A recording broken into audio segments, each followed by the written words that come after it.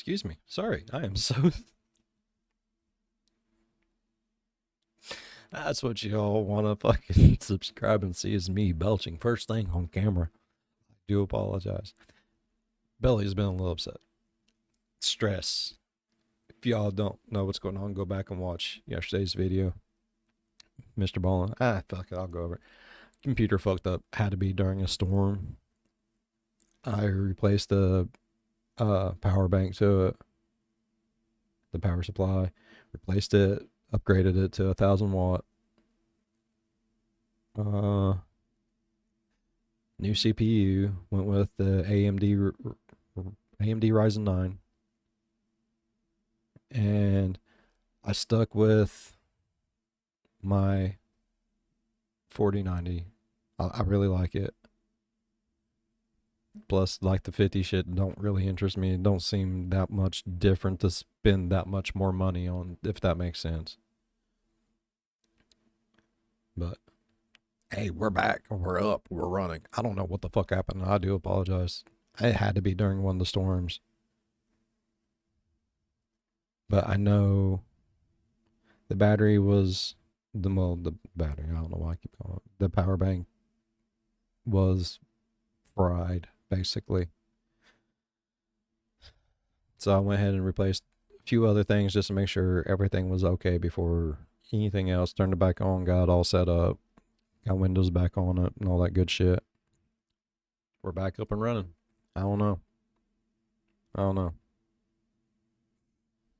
It was sad. My baby was just laying there. Alright. Hello, my Bill for 1000 Nation. How's everyone doing today? Hopefully everyone's having a great day. If not, I hope it gets better from here. We are back with another That Chapter. This one was titled The Unsolved Star Wars Murders. I picked this one up. I was going through and I seen it and I was like, huh? The Unsolved Star Wars Murders? I never heard about this shit. And I love Star Wars. Bruh. So, here we are. It's not a very long one. I do apologize for that, but it seems very interesting nonetheless. So, if you guys are ready, go ahead and jump into today's video. Go ahead, turn them lights down low, put on something comfy, cut up with someone special. Let's get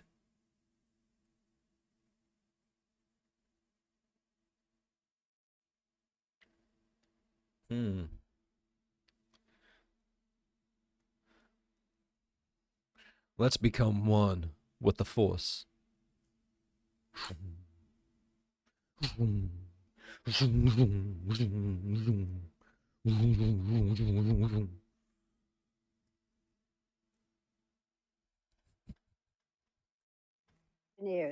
It's a story so rich and intrigue that if it were fiction, it would likely be a bestseller. Because all of the dead, almost 24 to date, worked in Western Europe's defense industry.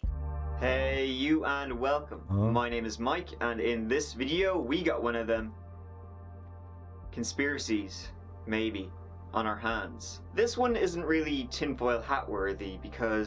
The fuck it ain't, Mike. Every conspiracy's tinfoil hat worthy. Well, you'll see folks, you'll see. Like this one's pretty real, I think. So, between 1982 and 1990, 25 scientists and engineers who worked on classified projects died under mysterious and sometimes unexplainable circumstances. Now I feel stupid thinking it was about like actual like Star Wars. Hey, the Force is still with us, y'all. I don't give a fuck. They all worked for British-based GEC Marconi, a defense contractor, and the projects they worked on included the United States Strategic Defense Initiative, better known by its awesome name of Star Wars, and other top-secret military programs. Star Wars was essentially like a space program that would shoot down any nukes the Russians sent. Many of these deaths of scientists and engineers were so unexplainable, the coroners were unable to determine a cause of death. Others were judged to be accidents or suicides despite clear evidence to the contrary. That's 25 scientists. That's a lot. More than 24. And some lists include more than 25 on the amount of people who died during the Marconi murders. Buddies, let's take a look. Let's do it. I'm excited. Not for the deaths of everyone. You know what I mean.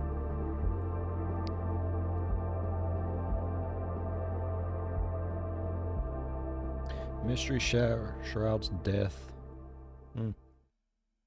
The story begins on an evening in March 1982 with the death of senior computer scientist Dr. Keith Bowden, who was then a contractor for GEC. The 80s, man. That was a wicked time. That's when I was born. I'm born 85, bro. Yeah. Marconi. One night, after attending a social function in London, Keith Bowden drove his... And I almost forgot because the computer messed up and everything else. Thank you to everyone that wished me a happy birthday. I really do appreciate it. It was thank you. Thank you all. I'm 40. I feel 40 sometimes. Car off the road, down an embankment and into a abandoned rail yard. He died instantly. The police said Keith Bowden was drunk and driving too fast, but his wife and solicitor disagreed. Friends who were with him that night said he was completely sober. Keith Bowden's solicitor hired an accident investigator to examine the wreck. And, dun dun dun, someone switched out Bowden's normally pristine and perfect tires on his car with ones that were totally worn down and treadless. These are the tires. Someone had replaced them with old and dangerous tires. These are not the tires that would have been on the Rover. They're a different sort of tire, and you can see how badly worn they are. They're smooth, and here they're worn right down to the fabric. That's worn completely through the tread. Completely through. And this wear could not have happened from the accident, from the burning of the tire? No. You believe this was not an accident? No, that wasn't an accident. Got to be an accident with those things on his car, can it? Perfect tires if you want to lose control and drive off a road. Lieutenant Colonel Anthony Godley, head of the Work Study Unit at the Royal College of Military Science, he disappeared in April 1982. No one knows what happened to him. He just vanished, presumed dead. 3 years later, next up was radar designer Roger Hill, who shot himself with a shotgun in his home in 1985. That same year, Jonathan Wash, a communications expert for Marconi, died after jumping from a hotel window in Africa. He said to friends before leaving Africa that he was fearing for his life, and the coroner returned an open verdict. Literally when the coroner says he died under mysterious circumstances, but in 1986, vigil...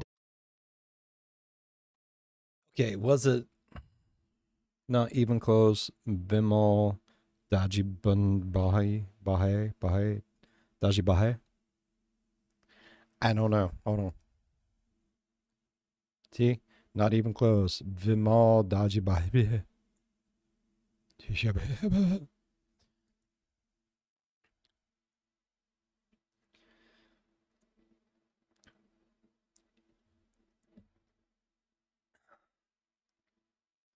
How is, excuse me, what I'm wondering, okay, this motherfucker threw himself out of a window, or whatever, like, yeeted himself.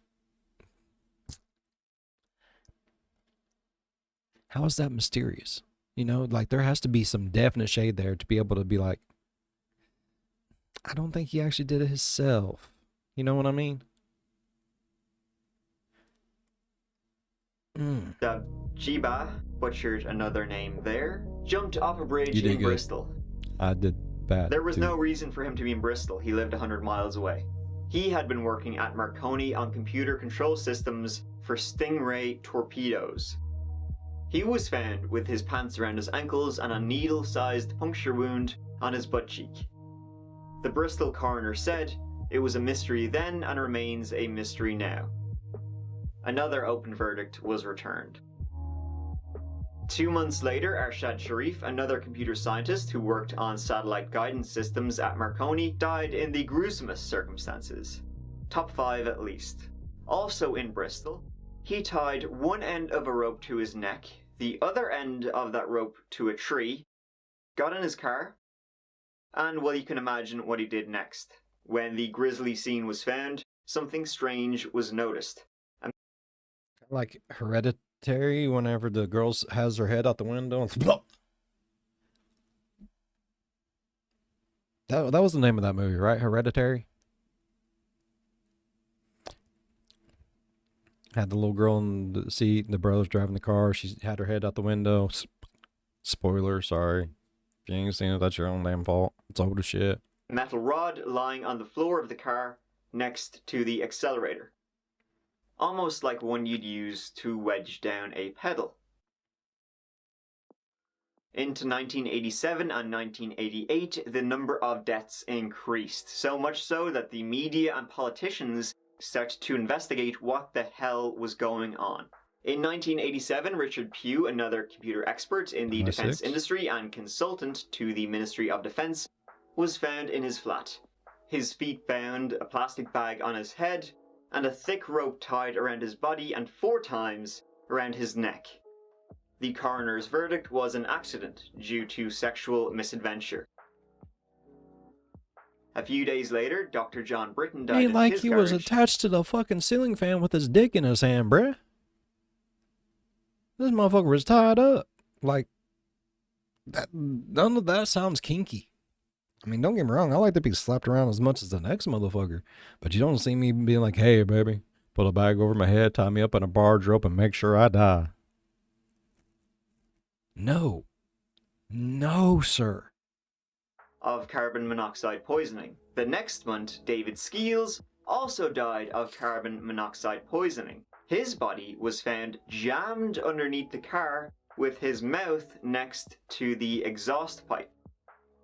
John Whitman supposedly drowned himself in his bathtub. His body was found surrounded by pills and alcohol bottles. Yet there were no traces of drugs or alcohol in his system. Next month, a scientist, David Sands, made a U-turn on the road and then drove into an abandoned cafe and died. The car was filled with cans of petrol and it exploded. Somebody wanted him to go out with a bang, maybe to destroy any evidence, or it was just a very explosive suicide attempt. The previous year, Marconi purchased defense electronics firm Plessey, and in 1987 the mysterious deaths spread to that company too. Another technician jumped off a cliff. More died from carbon monoxide. Sean E. Warren was a PA at a company called Microscope that was about to be bought by Marconi. She was found drowned in 18 inches of water, gagged, with a noose around her neck.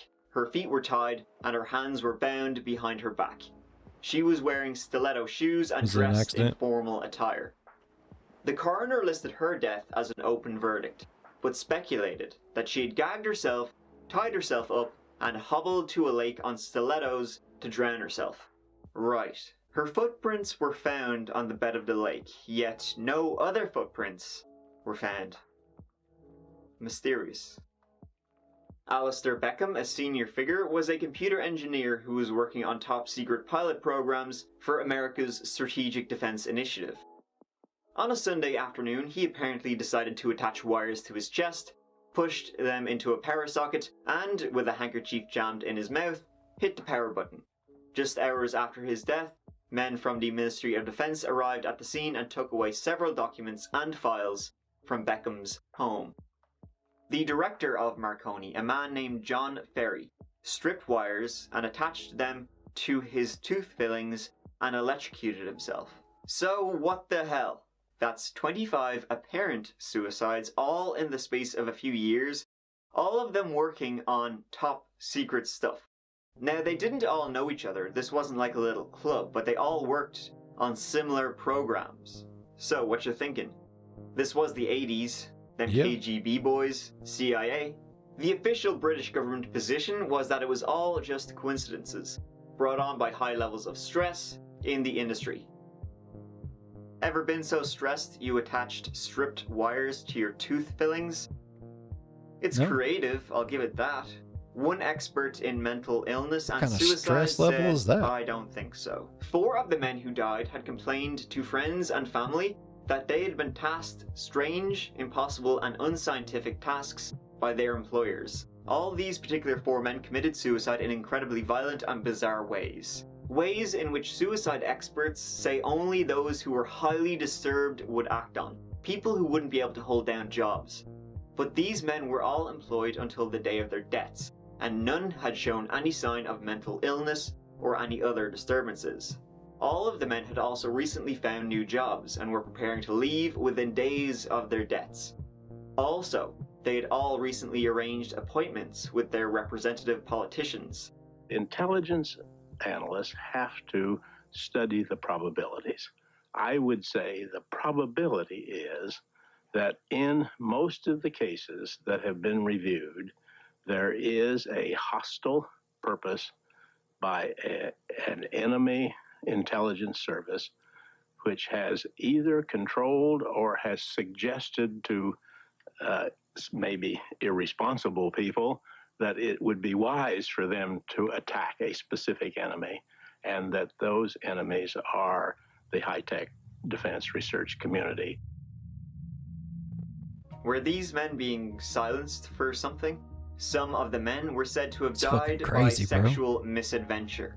However, one intelligence expert said that death by sexual misadventure is a common way of covering up murders in the world of espionage. And we've seen that before. It's a useful way to do it. Yeah, It provides a disguise for the actual... They was accusing this poor fella who was found in his bathtub in his own suitcase, dead. They tried to say that he was cross-dressing, sexual deviant, all kinds of other shit. It's like, man,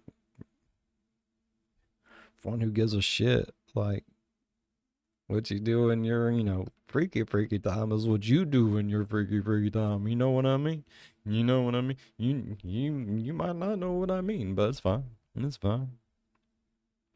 But yeah, they try to say, like, he was ashamed of, the things that he was doing, so he did this to himself to try to hide the fact that, he was cross-dressing and all this other crazy shit. And it's like, really? Really? means and method of death. It also trashes the reputation of the victim and blunts the energy of any subsequent investigation. And the Marconi deaths, they weren't the only ones related to top secret military programs. In West Germany in 1986, there were several incidents involving individuals working on Star Wars. Also in Italy, France, other countries. It was just in Britain that it reached. Germany assassination, July 9th, 1986. July 24th, 1986. Germany bombing. July 25th, 1986. Germany bombing again. July 30th, 1986. Sweden disappearance. August 5th, 1986. Britain death plunge. I don't even want to know what the fuck that is. This scale. The only argument against it being espionage is stress. But Eating off of a I'm building? sad to say that's all we have to go on. There's nothing actually linking anyone or any particular group to these murders, well, deaths. If there was any evidence, it was long covered up. These people all worked on top secret military programs. Someone wanted them to not be working on them or to disrupt them. Maybe others thought that these people may have been leaky ships, could have said something out of turn, something classified, and wanted to silence them. Now, some likely were accidents, some likely were suicides, but I certainly don't think all of them were. No. There was definitely something shady going on. That'd be like an during improbability, the time wouldn't it? of the Marconi murders. I mean, what's the statistics on that? Like, Thank seriously. you so much for watching. Thank you, Mike, so much for having me. Now, back to you guys. What would be the statistics on that? Like, I know there's someone out there that watches this channel that would know what the statistics is for lifing yourself, what would be the odds of all these people that work for the same place in high profile things all do that? What would be the odds? What is the statistics on that? It's gotta be crazy. I'm just saying. Damn, Mike. Not what I thought it was going to be, but still fucking amazing. I really enjoyed it. And look, we turned 13 minutes into 20 minutes because of my big ass mouth. All right, I really enjoyed today's video. Hopefully you guys enjoyed today's video as much as I did. If you did, please go down there, leave a thumbs up. It really does help the channel grow. While you're down there, if you want, go on over and slap that subscribe button. That really helps the channel grow as well. You know what I'm saying? You know what I'm saying. If you want to know when all this crazy stuff happens, go on over, ding that bell, and turn on all notifications. Because that'll let you know when this beautiful face is back on that screen. As always, be good to one another. I'll see you in the next one. Bye-bye. Damn, Mike. That's like a billion rabbit holes in one rabbit hole. It's like the trifecta of rabbit holes.